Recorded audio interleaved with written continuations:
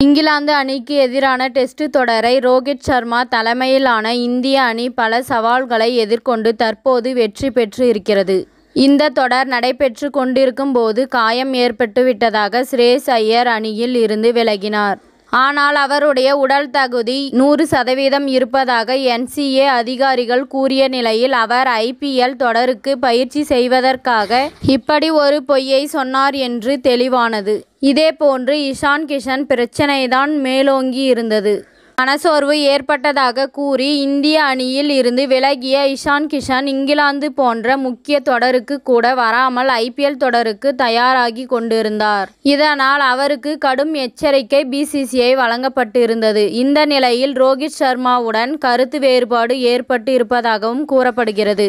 இதன் காரணமாக அவர் ஹர்திக் பாண்டியாவுடன் இணைந்து பயிற்சியில் ஈடுபட்டு கொண்டிருந்தார்.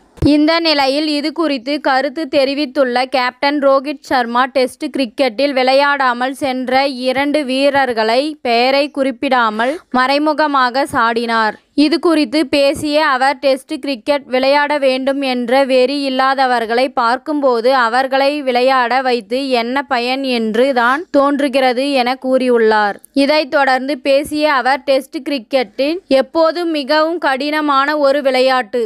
அந்த தொடரில் நீங்கள் சாதிக்க வேண்டும் என்றால் உங்களுக்கு வெறி இருக்க வேண்டும். எந்த வீரருக்கு அதிக வெறி இருக்கிறது, எந்த வீரரிடம் அது இல்லை என்பதை நாம் பார்த்தவுடனே கண்டுபிடித்து விடலாம். எந்த வீரருக்கு டெஸ்டில் ஜொலிக்க வேண்டும் என்ற வெறி மற்றும் எண்ணம் இருக்கிறதோ அவர்களை வைத்து மட்டுமே நாங்கள் விளையாடுவோம். ஏனென்றால் இந்த வகை கிரிக்கெட்டில் நீங்கள் கடும் உழைப்பை மேற்கொள்ள வேண்டும். டெஸ்ட் கிரிக்கெட் போட்டியில் சொந்த மண்ணில் வெற்றி பெற்றால் அதை பற்றி யாருமே அதிகம் பேச மாட்டார்கள்.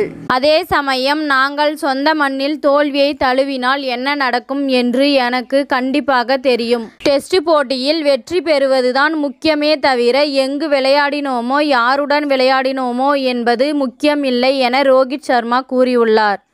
இத்துடன் இந்த செய்தி முடிவடைகிறது. நன்றி, வணக்கம். மீண்டும் அடுத்த வீடியோவில் சந்திப்போம்.